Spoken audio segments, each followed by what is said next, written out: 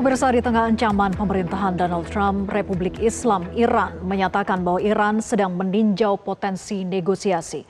Namun Amerika Serikat sering kali melanggar janji, termasuk puncaknya pada 2025 lalu ketika Zionis Israel dan Amerika Serikat menyerang Iran.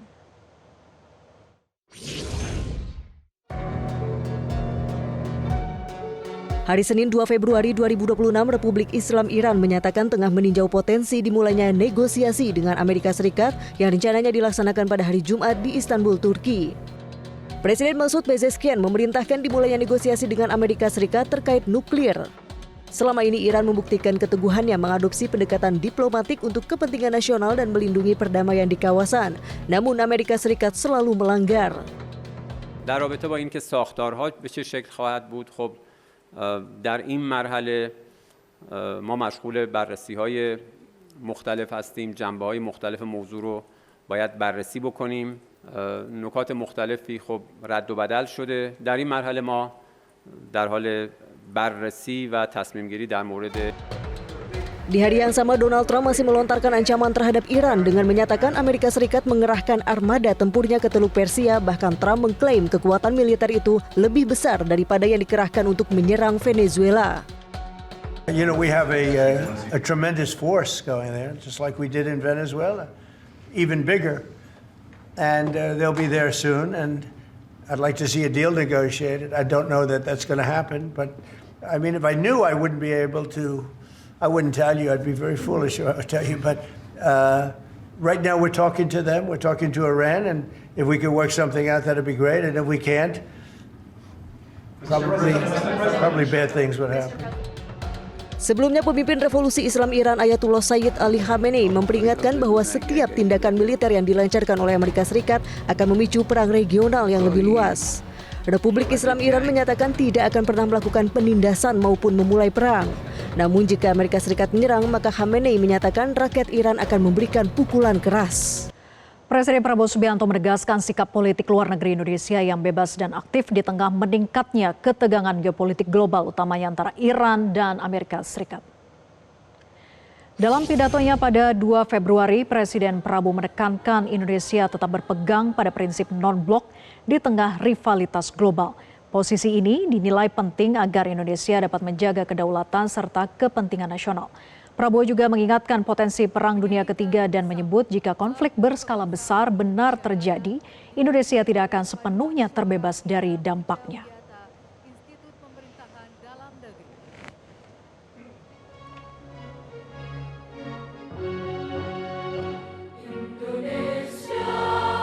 Kita mengerti semua, ya, kita mengerti semua. Kalau kita sungguh-sungguh mau non-blok, kalau kita sungguh-sungguh mau tidak terlibat dalam fakta, kalau kita sungguh-sungguh mau bersahabat sama semua,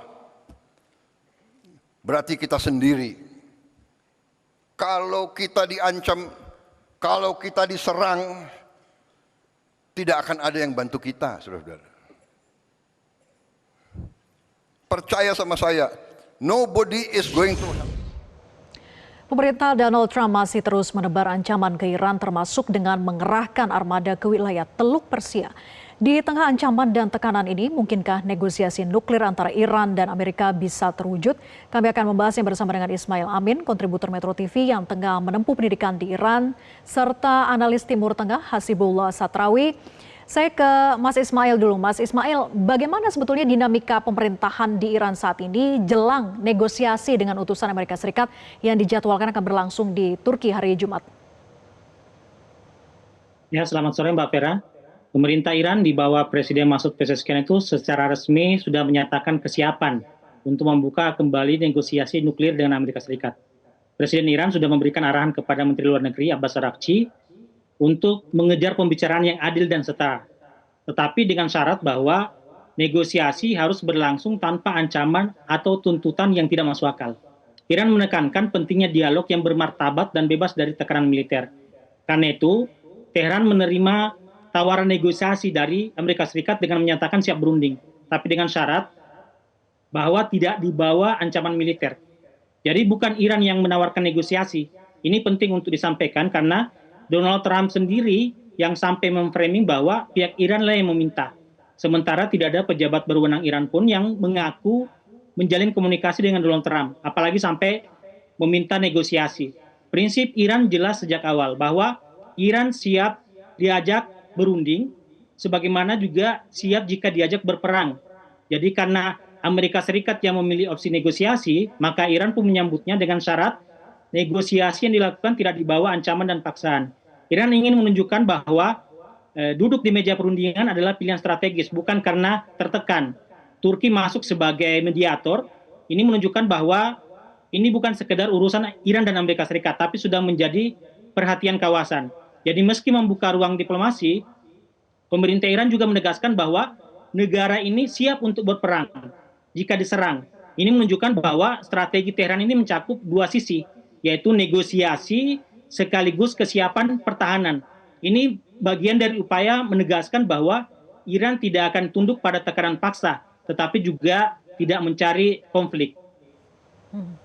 Ya, saya ingin mengelaborasi ini dengan pernyataan Presiden Prabowo. Saya ke Pak Satrawi. Pak Satrawi, bagaimana Anda menilai pernyataan Presiden Prabowo bahwa kekhawatiran global terhadap potensi pecahnya perang dunia ketiga itu menunjukkan risiko nyata sebetulnya konflik besar di depan mata kita seperti ketegangan antara Iran dan juga Amerika ini? Ya, yang pertama kita harus menyambut baik perkembangan di Timur Tengah sekarang yang mengarah ke deeskalasi dan para pihak kemudian mencoba untuk memediasi sehingga ketegangan-ketegangan bisa diredakan. Dan persis seperti disampaikan oleh Mbak Vera tadi, di sini pentingnya kita dalam konteks nasional juga mensyukurinya. Karena seperti disampaikan oleh Bapak Presiden, apapun yang terjadi di dalam konteks global juga akan berdampak dalam konteks nasional, baik langsung ataupun tidak langsung. Nah, oleh karena itu terkait dengan pesan-pesan yang sifatnya A1 yang disampaikan oleh Presiden, karena beliau ketemu dengan pengambil kebijakan di dunia, mulai dari Presiden Trump, Presiden Putin, dan banyak lagi pemimpin-pemimpin negara lainnya, maka hal-hal yang disampaikan beliau terkait kebijakan politik luar negeri, menurut saya itu harus betul-betul diperhatikan oleh segenap elemen bangsa. Sekali lagi, situasi politik global saat ini tidak baik-baik saja, dan karena itu kita harus mulai mengedepankan kepentingan bangsa, mengutamakan persamaan, dan mulai mengerem lah, jangan terlalu juga jor-joran dengan politik kelompok, politik golongan yang ujungnya sekali lagi tidak memperkuat soliditas. Begitu Mbak Vera. Ya, saya ke Mas Ismail lagi. Mas Ismail, memang negosiasi ini akan dilaksanakan begitu ya, tapi bagaimana dengan antisipasi jika Amerika Serikat melanggar? Kita mengingat yang terjadi pada Juni 2025 lalu bahwa Amerika Serikat melakukan pelanggaran perjanjian dengan menyerang Iran. Ya Mbak Vera, Iran sangat sadar betapa tidak dapat diandalkannya komitmen Amerika Serikat dalam perjanjian sebelumnya, terutama setelah serangan udara terhadap fasilitas nuklir Iran pada Juni 2025 kemarin yang memicu konflik yang meluas. Jadi pengalaman Juni 2025 ini membuat Iran sangat berhati-hati. Jadi posisi Iran sekarang itu sangat jelas, siap diplomasi, tapi juga siap semua skenario. Artinya Iran ingin mekanisme kesepakatan yang lebih kuat, tidak mudah dilanggar sepihak. Iran secara terbuka menyampaikan bahwa jika diserang lagi, responnya akan jauh lebih luas. Jadi diplomasi berjalan berdampingan dengan kesiapsiagaan militer. Jadi pesan yang hendak disampaikan Iran adalah negosiasi ini bukan karena Iran takut perang, tapi karena Iran ingin mencegah perang yang lebih besar. Tapi kalau pada akhirnya Amerika Serikat menyerang, sebagaimana yang dikatakan Ayatollah Ali Khamenei, bahwa Iran akan membuat perang ini menjadi perang regional, bahwa semua pangkalan militer Iran yang ada di kawasan akan menjadi target sah Iran, termasuk Israel. Begitu Mbak Vera. Ya, saya ke Pak Satrawi. Pak Satrawi, Anda juga melihat bahwa adanya kemungkinan besar kemudian Amerika Serikat itu kembali melanggar apa yang sudah dijanjikan walaupun negosiasi ini akan berlangsung nanti. Ya, saya rasa memang membaca politik Amerika, terutama dengan belajar dari yang sudah-sudah sebelum ini apa yang terjadi sekarang walaupun sifatnya diplomasi, bukan eskalasi tapi deeskalasi, tapi tetap aja tidak bisa dipahami ini berarti kemungkinan perang sudah berakhir. Karena sekali lagi saya pernah nulis juga, pernah sampaikan beberapa waktu sebelumnya, Trump ini identik dengan politik dua tangan. Jadi ada tangan satu yang menawarkan perundingan, tapi tangan lainnya dia sudah siapkan penyerangan. Nah, kalau kita belajar dari perang 12 hari kemarin, itu persis situasinya seperti kurang lebih sekarang, di mana saat itu Amerika sedang berunding dengan Iran, lalu kemudian tanggal 12 atau 13 Juni tiba-tiba Israel mengambil serangan. Dan ketika Israel mulai menyerang, maka tidak mungkin Amerika tidak berpihak. Dan itulah kemudian yang dilakukan Amerika pada tanggal 21 Juni dengan melibatkan diri dalam perang ini. Saya ingin mengatakan Amerika, Israel, dan Iran itu adalah tali temali. Bahkan di Metro sebelumnya saya juga sudah sampaikan, kemungkinan besar pengorder dari perang ini atau yang meminta perang ini adalah Israel. Karena Israel yang terancam langsung daripada persenjataan dan keberadaan Iran. Nah, oleh karena itu kalau dikaitkan sekali lagi dengan perang 12 Juni, bukan tidak mungkin ketika Iran dengan AS mesra dalam tanda kutip di meja perundingan, yang itu pada waktu yang bersamaan justru membuat Israel khawatir. Karena kalau sampai Amerika diyakinkan lalu tidak melanjutkan perang, cara berpikirnya, maka kalau itu yang terjadi bukan tidak mungkin Israel akan mendahului, ya, mengambil langkah serangan sepihak untuk menyerang Iran. Dan ketika Israel menyerang Iran, maka saat itu kemudian Amerika sekali lagi tidak akan bisa melepaskan diri untuk tidak membela Israel. Karena itu menurut saya ini masih sangat banyak tantangannya ke depan, apalagi kalau kita baca retorika konfliknya, ini kan semakin memuncak.